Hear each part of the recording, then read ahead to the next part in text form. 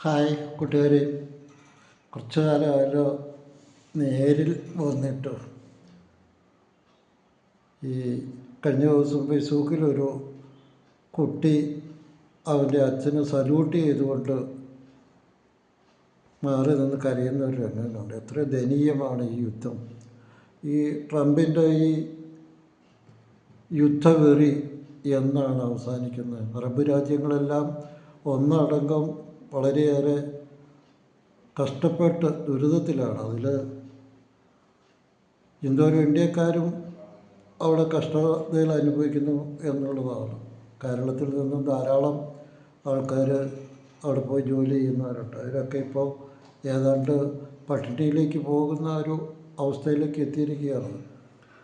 അപ്പോൾ ഈ അറബ് രാജ്യങ്ങളുടെയൊക്കെ വരുമാനം എന്ന് പറയുന്നത് ബിസിനസ്സാണെന്നാണ് ഞാൻ കരുതുന്നത്. അപ്പോൾ ആ ബിസിനസ് കപ്പൽ സഞ്ചാരം ഉണ്ടെങ്കിലല്ലേ നടക്കുകയുള്ളൂ. ഇത് ഒരിടത്തേക്കും പോകാൻ ബിസിനസ്സൊന്നും ഇല്ലാതെ നിൽക്കുന്ന ആ രാജ്യങ്ങൾ പട്ടിണിയിലാകുകയല്ല. ഇത് എന്തുകൊണ്ടാണ് ഈ നമ്മുടെ കമ്മ്യൂണിസ്റ്റ് രാജ്യങ്ങൾ ഈ യുദ്ധം നിർത്തുന്നതിന് വേണ്ടി ഒരു മുൻകൈ എടുക്കാത്തതെന്നുള്ളതാണ്.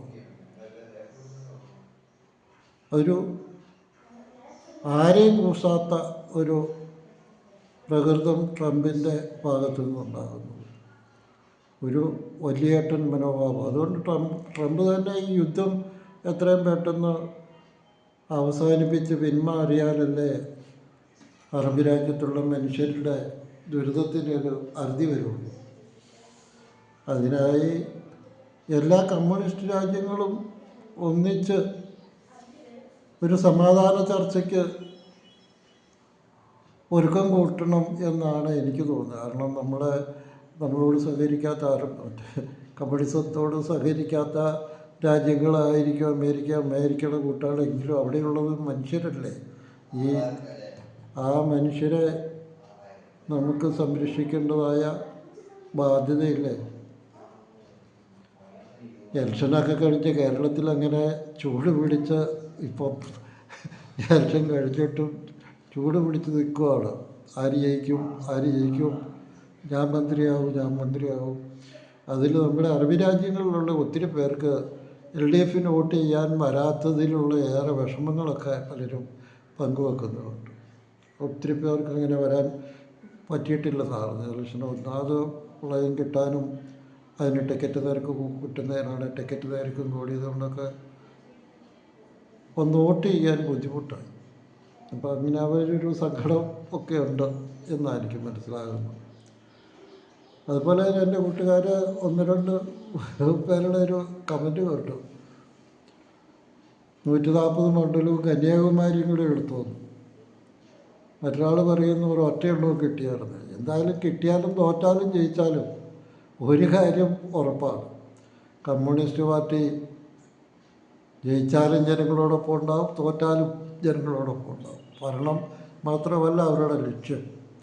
ഇപ്പം ഇതിനു മുമ്പൊക്കെ 57 മുതലൊക്കെ നോക്കിക്കഴിഞ്ഞാൽ പൂർത്തിയാകാത്ത ഭരണം വിട്ടുപോയപ്പോഴും അവർ ജനങ്ങളോടൊപ്പം ഉണ്ടായിരുന്നു. ഒരിടത്തേക്കും വനവാസത്തിനൊന്നും പോയിട്ടില്ല. അതുകൊണ്ട് തന്നെ തോൽവി അവർക്കൊരു ഭയം ഉണ്ടാക്കുന്നതല്ല. ഈ തോൽവിയിൽ ഭയക്കുന്നതും ഭരണം കിട്ടാത്തതിൽ വിഷമിക്കുന്നതും UDFകാരാണ്. അപ്പോൾ അവർക്കതിൽ ഒരു വിഷമവും ഇച്ചിരി കലിയും ഒക്കെ ഉണ്ടാവും. കാരണം ഭരണമില്ലെങ്കിൽ ആണല്ലോ അവരുടെ ആകെ വരുമാനമാർഗം. അപ്പോൾ അതുകൊണ്ട് കമ്മ്യൂണിസ്റ്റുകാരെ സംബന്ധിച്ച് ഇലക്ഷൻ കഴിഞ്ഞു. ഇനിയിപ്പോൾ ഈ ഒരു മാസത്തേക്കുള്ള കാത്തിരിപ്പ് ഇച്ചിരി ബുദ്ധിമുട്ട് തന്നെയാണ്. കാരണം ഇത് ഒരു മാസത്തിനടുത്തുള്ള കാത്തിരിപ്പാണ്. വോട്ട് പെട്ടിയിലും ഇട്ടിട്ട് ഇത് അറിയാനുള്ളൊരാകാംക്ഷ എല്ലാവർക്കും ഉണ്ട്. ഇവിടെ ഇപ്പോൾ മത്സരമാണ്. ഞാൻ മുഖ്യമന്ത്രിയാവും എന്ന് പറഞ്ഞ് ഇപ്പം തന്നെ എല്ലാം തീരുമാനിച്ചു കഴിഞ്ഞു. അതെന്തൊരു കഷ്ടമാണ്. എല്ലാ മത പാർട്ടികൾക്കും അധ്യക്ഷന്മാർക്കും ഭരണം വേണമെന്നുള്ളിടത്തേക്ക് വരികയാണ്.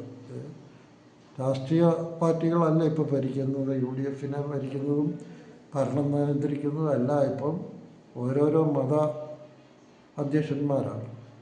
അവരുടേതായ ആൾക്കാരെ നിർത്തിയാണ് ഇപ്പോൾ ഭരണം നടത്തുന്നത്. അതുകൊണ്ട് അവരുടെ വീതം വെക്കലിൽ തന്നെ നല്ലൊരടിയാണ്. അപ്പോൾ എന്തായാലും അവർ ഭരണത്തിൽ വന്നാൽ നമുക്ക് വളരെയേറെ ദുരിതം തന്നെ പ്രതീക്ഷിച്ചാൽ മതി. കാരണം ശരിക്കും ഭരിക്കാൻ ഉള്ള സമയം ഉണ്ടാകിയാൽ കൈയിട്ട് വരാനോ ഇപ്പം പറഞ്ഞ പോലെ ഈ 10 വർഷം വെറുതെ ഇരുന്ന് നഷ്ടപ്പെട്ട് ഇതെല്ലാം തിരിച്ചു പിടിക്കുമ്പോഴേക്കും ഇവിടെ ഒന്നും ഉണ്ടാവുമല്ലോ, കിട്ടുന്നതെല്ലാം വാരിക്കൂട്ടും പോകും.